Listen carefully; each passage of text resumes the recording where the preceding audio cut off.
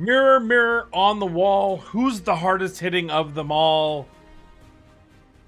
Let's find out.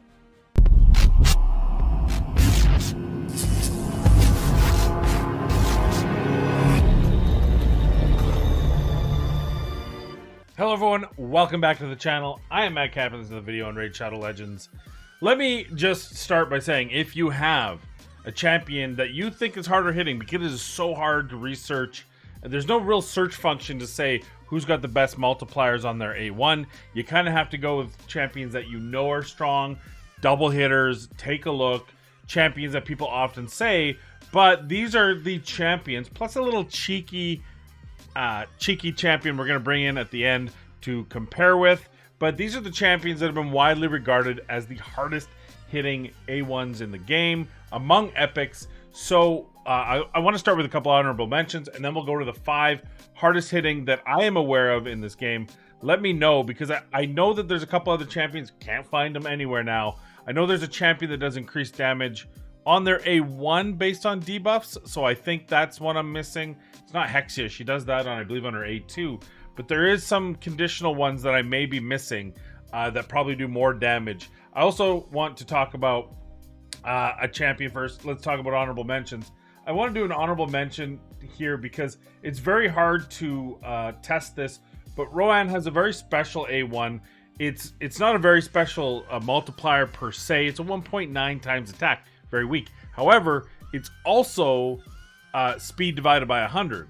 So if you can get her good speed, the more speed you can get her, and she has a starting speed of 108, the more damage she can do.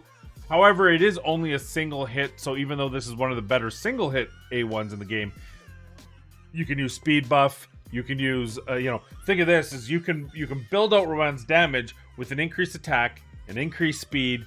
If you get both of those on her, and you have a speed or a lead, or an attack or a lead, you can really ramp up that damage on the A1 to 4.0, 4.5. You can really get high, but it's only a single hitter. So unfortunately, even with all those abilities, it's not the hardest hitting. Let's talk with what I would say is number 5, and that is the champion. By the way, all these multipliers are courtesy of hellhades.com. If you don't know where that is or don't know who that is, what's going on? Good morning. Time to jump in. So the first one we're going to talk about is a member of the Dragon Spawn, and that is none other than Magnar. Magnar hits very hard with his A1, but the reason why we're going number 5 on him is he only gets 1 hit with this ability. Hits really hard, scales off of HP, which makes it a different one than the rest of these.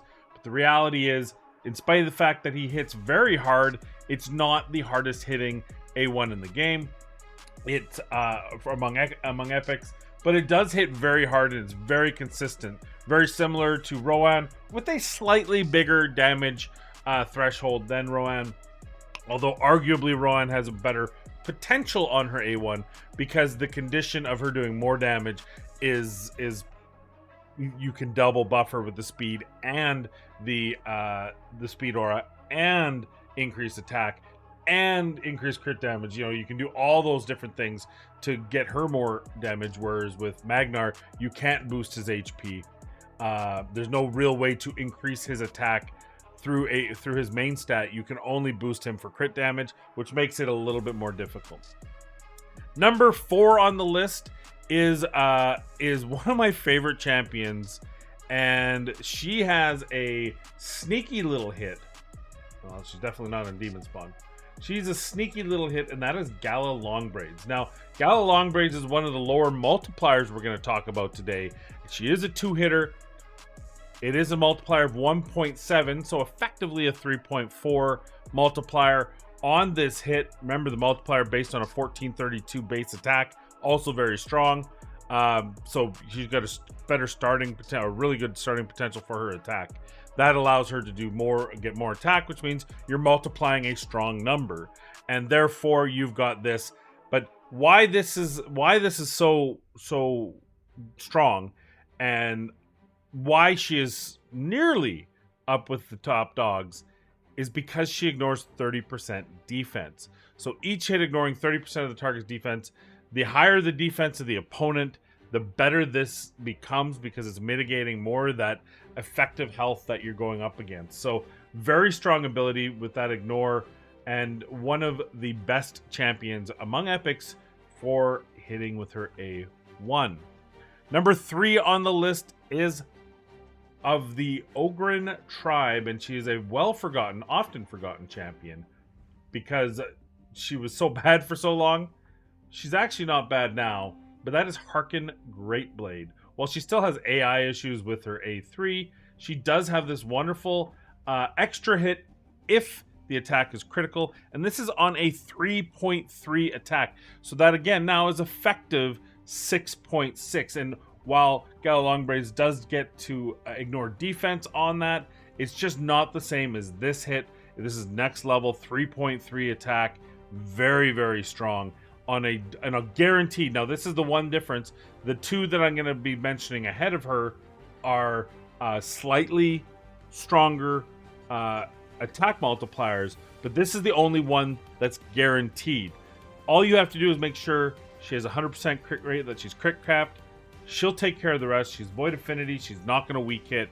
So this is going to be a guaranteed extra hit, which is an effective 6.6 on the damage Richter scale. Number 2 on the list is Phoenix. Phoenix is one of the greatest. Now, he's got an extra ability on this A1 that arguably could make him better, and it's way easier to control his A1's extra hit. He attacks one enemy, places an extra hit if the target has any debuffs. I don't know why I didn't just go to him so you can see him. Sacred Order, Phoenix. There he is, the swarthy swashbuckler himself. His A1 attacks when he places extra hit if the target has any debuffs. Enemies killed by the skill cannot be revived. That is a big deal. So here you could be splitting hairs. This is probably a more guaranteed extra hit than the number 1, but technically a smaller overall damage. He does have 1454 attack as well as his base, so it's very strong to get up there. And his multiplier is 4.1, making that an 8.2 should he hit with someone that has any debuffs. Obviously, you want to debuff, decrease defense, weaken. So most scenarios you'll be doing that. But keep in mind, right, in the arena, this becomes a lot less effective because a lot of times you're not going to have those debuffs on there, especially as you move higher up. But Phoenix, number 2 on the list that I have for damage. And that leaves number 1, which is another member. Suddenly the Barbarians are just crushing it with their damage. And by the way, there are a couple other notables. Aina and Maeve, I think, have, and Answai actually all have pretty decent, but it is Alika. Now, Alika is also probably the least guaranteed. She has a 30 bookable to 50% chance of placing an extra hit.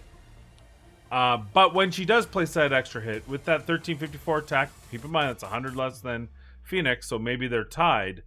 But when she does place that extra hit, it is a 4.2 multiplier, being a slightly larger damage. Now, if you're talking who does the most damage over time, you control Phoenix's damage more than you control Alika's damage. So Phoenix would be the better one. But just for raw damage, 4.2 on an A1, very close attack stats. You can probably balance them out. Pretty simple. 100 attack isn't that difficult to get. Me giving Alika straight up the hardest hitting A1 among epics in the game. But that's all fine and well, but let's do one more test. Our special guest here. Let's go into the dungeons. You're going to see who that special guest is right away. And that is Dervish. Now we're going to put Dervish up against Alika. We're going to see which one of them can do the most damage. We'll take a look at what I have for stats. They're both in Savage Gear. 57 at 239. Now I will say that Dervish has a much lower base attack, making it very difficult to balance out these, but we got 5,000 at 243, so Dervish is going to be in a bit of a disadvantage. Also keep in mind her A1 attacks 2 times at random, not at that's actually not bad. So 2 times at random, so there are some negatives about it, but it's kind of fun just to see this for the giggles and see where we're at. Her A1 85,000.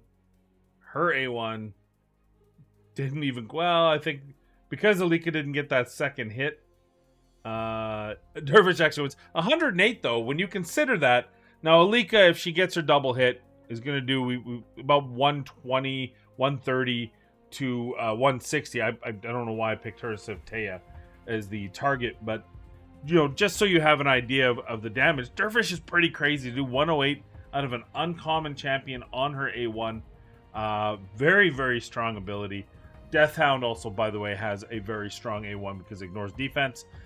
So even though he's got even less attack ability, meaning it's even harder to build him out, at least you can kind of see a couple of uncommon champions that you might be able to use against bosses with ally attack, that sort of thing. So kind of neat. But of course, the finale of the best, hardest hitting A1 epic in the game is Alika, unless there's a champion I haven't looked at. So let me know in the comments down below who would hit harder than Alika's A1. That's all I have for you today. I hope you enjoyed this shorter video from me, and be kind, be safe. We'll see you in the next video.